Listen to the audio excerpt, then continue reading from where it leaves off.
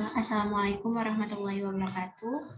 Kami dari kelompok 6 akan mempresentasikan hasil diskusi kami tentang perusahaan noodle atau mie instan di PT Indofood CBP Sukses Makmur. Di sini ada nama-nama kelompok, yaitu saya sendiri Pipit, terus ada Elva, ada Petrus Halomuan, ada Anasya Eka Putri, sama Muhammad Ridwan Faris. Next.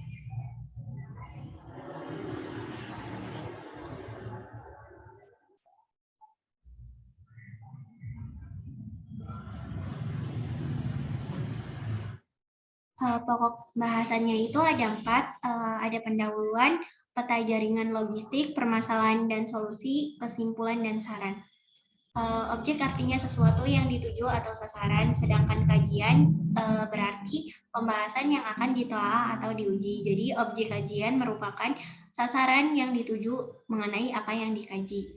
Objek kajian dari PT Indofood sendiri yaitu melakukan pendistribusian dengan menggunakan pola jaringan langsung, sehingga batasan dalam jumlah pemesanan didapat 750 dus mie instan dengan menyesuaikan kapasitas kendaraan. Lokasi kajian PT Indofood CBP Sukses Makmur TBK Noodle Division Semarang yang beralamatkan di Tembakaji, Ngalian, Semarang City. Bisa dilanjut dengan teman saya. Oke, selanjutnya yaitu simpul asal dan simpul tujuan, di mana setelah dilakukannya kajian dengan tujuan untuk memperoleh pola distribusi yang optimal dan untuk meningkatkan fleksibilitas pemesanan dengan melakukan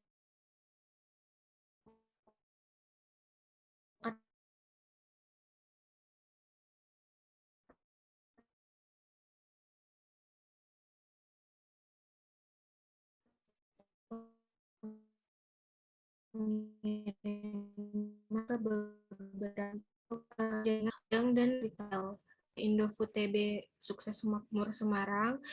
Kemudian dia mendistribusikannya ke gudang, di mana gudang Indofood sendiri dan gudang Indomarko Semarang. Kemudian setelah dari gudang didistribusikan langsung ke stok point Indomarko Semarang atau retail atau toko-toko. Next.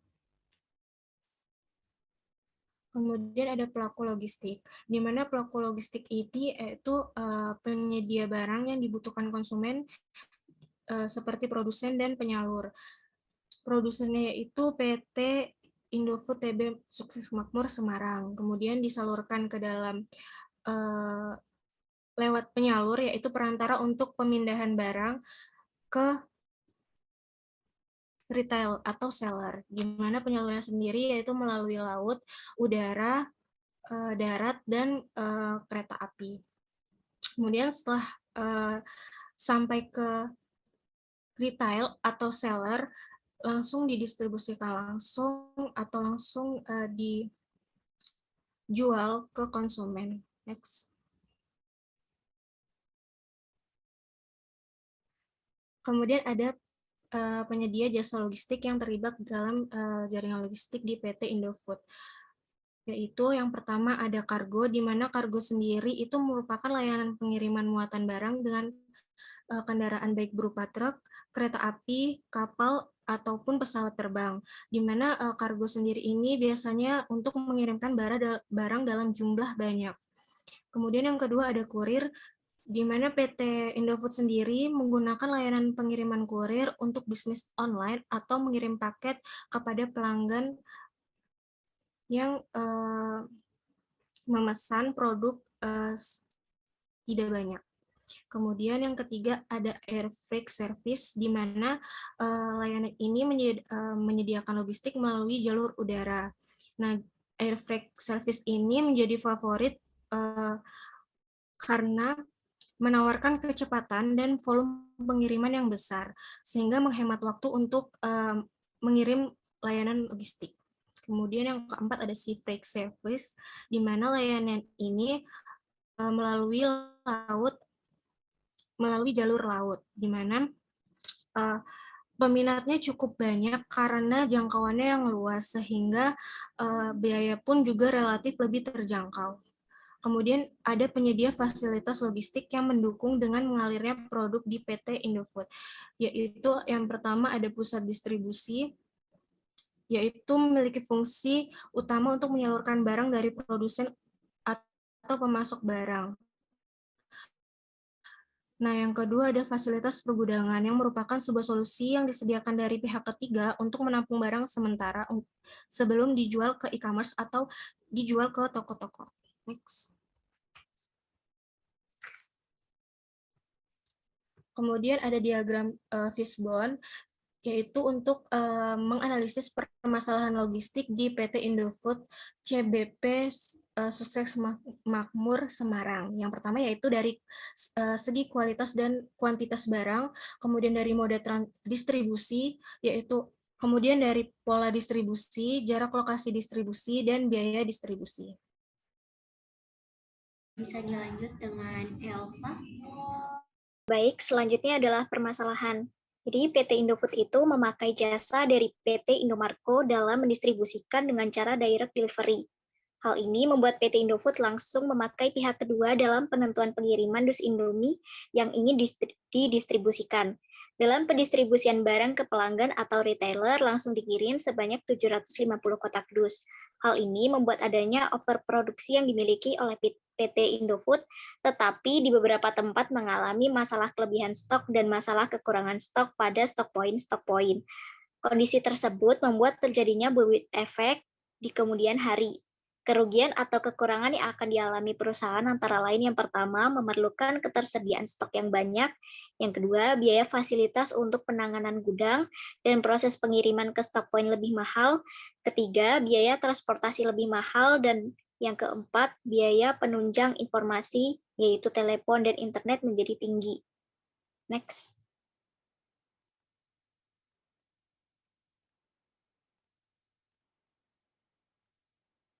Selanjutnya adalah distribusi. Pola distribusi yang digunakan yaitu direct delivery. Pola ini tercipta akibat adanya persaingan pasar yang meningkat, yaitu meningkatnya di retail, dan harapan konsumen yang meningkat untuk pemenuhan yang nyaman dan lebih cepat. Bisnis mengadopsi berbagai model distribusi hemat biaya dan omnichannel. Pengiriman langsung ke toko atau direct store delivery atau DSD adalah model distribusi retail, di mana pemasok atau produsen mengirimkan barang dagangan langsung ke toko retail untuk dijual, alih-alih mengirimkannya ke gudang atau pusat distribusi. Dengan menghilangkan titik kontak perantara seperti dealer grosir, ini secara signifikan mengurangi waktu keseluruhan ke pasar, memfasilitasi pengiriman jarak jauh yang lebih cepat.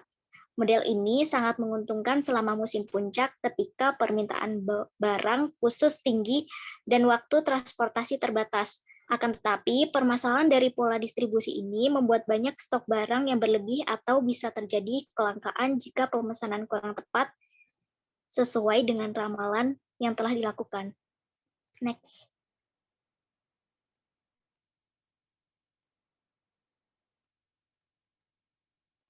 Oke, selanjutnya kita berada di fase solusi.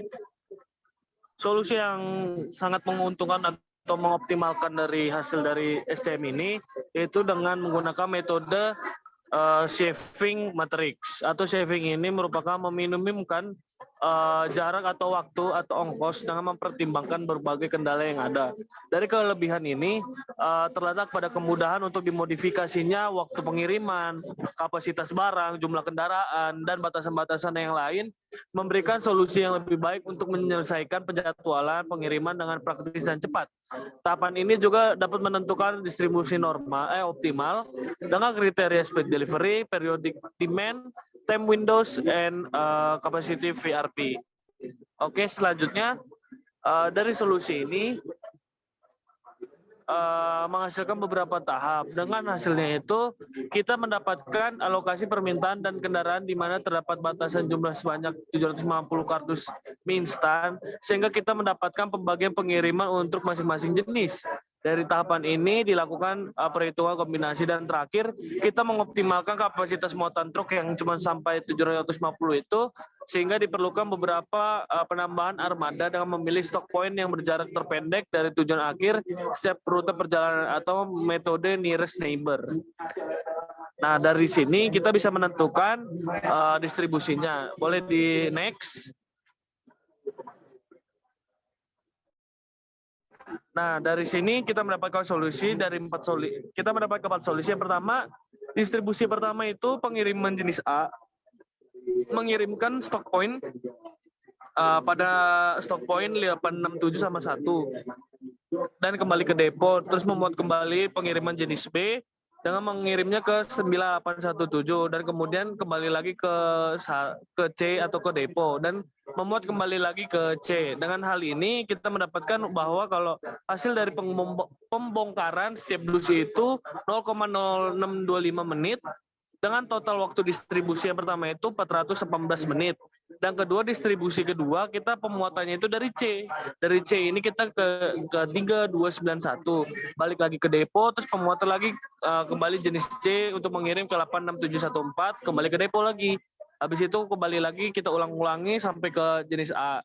Jadi hasilnya kita itu mendapatkan waktunya itu 420 menit. Oke, boleh selanjutnya.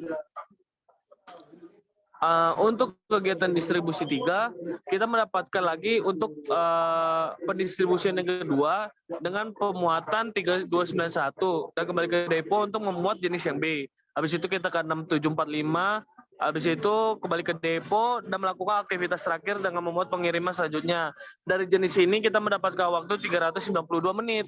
Selanjutnya untuk yang kegiatan terakhir atau kegiatan distribusi akhir, lanjut ke stock point 4 sama 5, kembali ke depo, memuat jenis A dan B, kirim ke stock point 451, kembali ke depo, dan pada akhirnya kita mendapatkan hasil akhirnya itu 404 menit. Oke, boleh selanjutnya dilanjutkan oleh teman saya. Oke, pada pola distribusi ini ada 4 pola distribusi.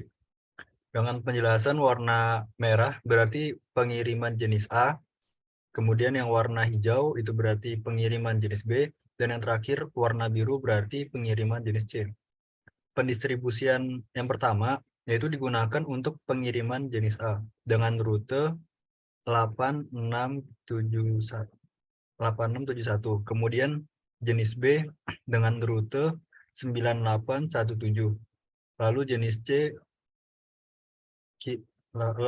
C kirim ke stock point 4. Kemudian distribusi kedua merupakan pengiriman jenis B dengan rute 329186714 dengan penambahan muatan jenis A. Distribusi yang ketiga itu dapat dilakukan pada hari kedua dengan truk kedua, yaitu pengiriman jenis A dengan rute 3291, jenis B dengan rute 6754, dan pemuatan untuk pengiriman pertama.